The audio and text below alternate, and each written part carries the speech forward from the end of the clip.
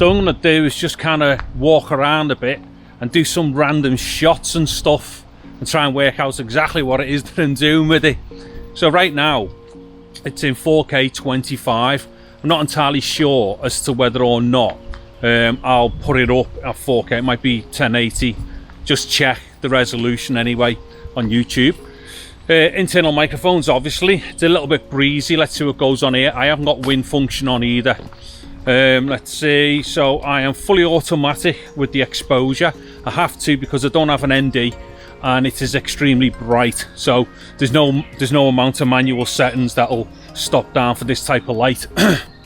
Yeah, that's about it. So right now I'm in D-Cine and I've got the Rocksteady stabilizer on. So it's just going to be a good test right now, this one, just to see or hear, one, what the microphones sound like, and two, what's Rocksteady like. So yeah, it's a listening and watching test, this part. Yeah, so I'm going to get into the park and try some stuff. I'm really interested to see what the differences are between HDR and it's just that, like, you know, the D-Cine.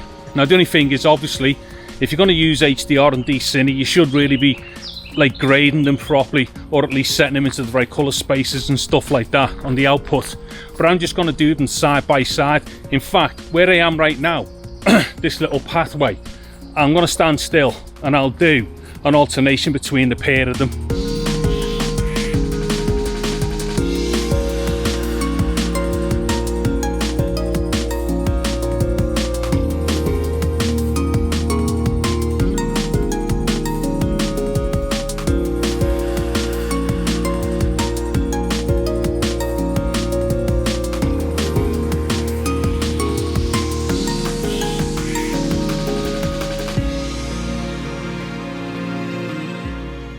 Okay, so what I just did there then was just take a HDR clip and also just the D-Cine clip as well, and just alternate between them, cutting between them. Now obviously one's designed to be graded and one's HDR, so you've got to be careful about how you deal with these things. You know, one of them is designed for a different color space for a start, when it's done properly, obviously, and the graded elements as well to do with D-Cine should be done as well. But I was just cutting between them as it stands right now in just a 4K Rec 709 timeline, just to see what the differences are viewing them like that. And the other thing is as well, depending upon, you know, how you've shot the HDR, it is always possible to just use that in Rec 709 and grade it accordingly, because you are going to get a high dynamic range out of it. It's going to assist in doing stuff with the grade. The only thing is you don't get the stabilizer in HDR. So what I did there, I'd give it the full frame as well by taking the stabilizer off for the D-Cine. So what I'm going to do now is just get further into the park and then have a little nose at some of the other functions on the camera. So I'm just going to do a little bit of a stability test there now. So what it is, I'm in Rocksteady, so I'm just going to walk up to these steps here and come down them. So what I'm going to do now is just walk a little bit further ahead. Now what I'm going to do, I'm just going to go back and do the same thing without it on. So this is pretty much the same thing again, but this time without the Rocksteady on. Let's see what this is like, especially when I start going down these steps. And then what I'm going to do, I'm just going to try and split screen this and see if I can try and match them up and see what they look like side by side.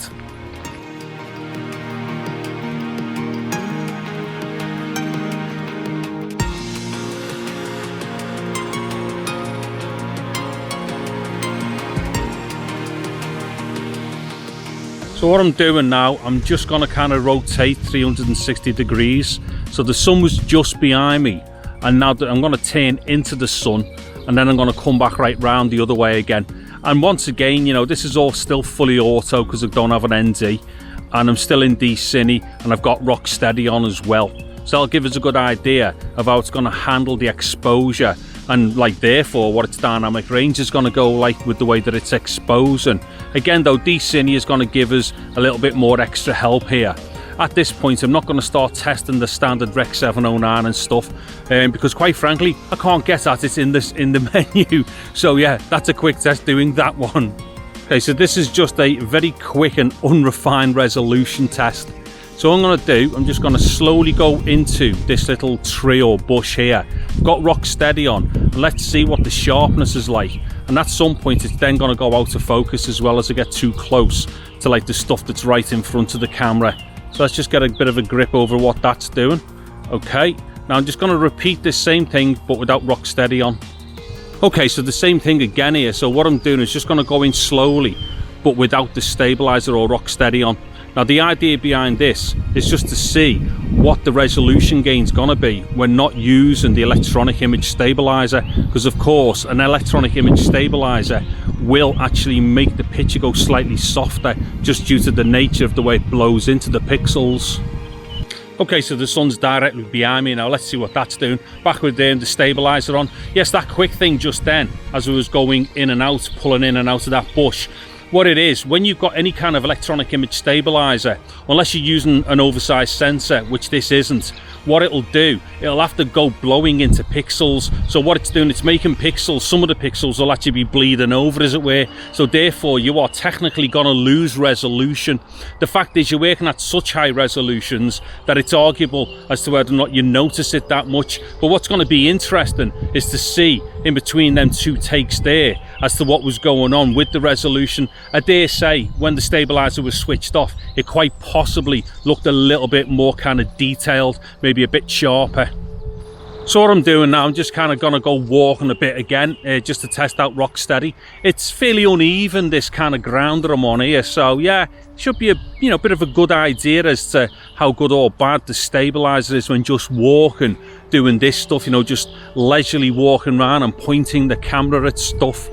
Now I've got to say as well, on the screen here, it does look like some of the shadows are quite dark, so it's going to be interesting to see what that actually looks like once I get it into post. The other thing to bear in mind here as well, right now I'm not going to be doing any kind of like touching of the picture as far as colour and contrast or any type of grading is concerned.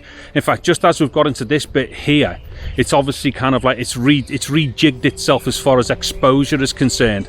So what we're going to do is go into a fairly dark area now, so we'll get a good idea of how it's going to handle this, and let's just see what it's doing to gain it up. So right now where I am here, this definitely would need a considerable gain to come back up again. So like I said, it's going to be very interesting to see how it's handled the transition of the exposure from when I was like kind of outside the trees where it was like very, very bright, to coming inside here where it isn't. And also, do we notice any extra kind of graininess or any kind of gaining going on here?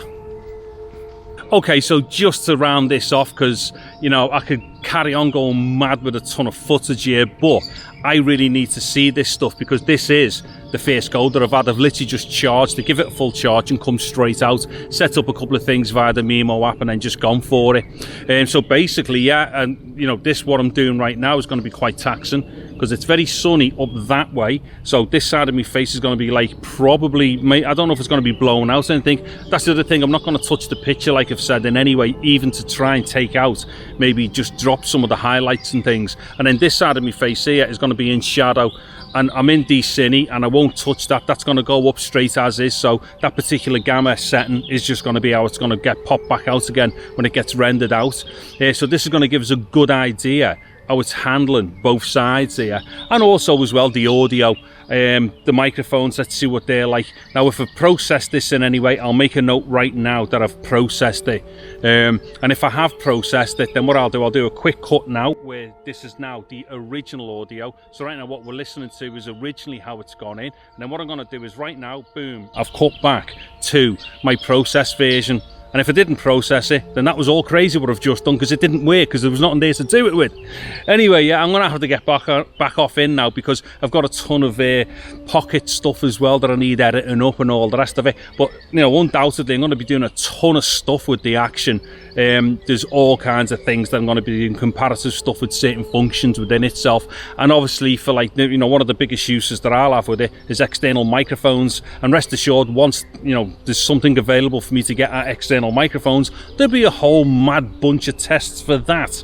Anyway, I've been David Harry. Thank you very much for watching this video. Take care and goodbye now.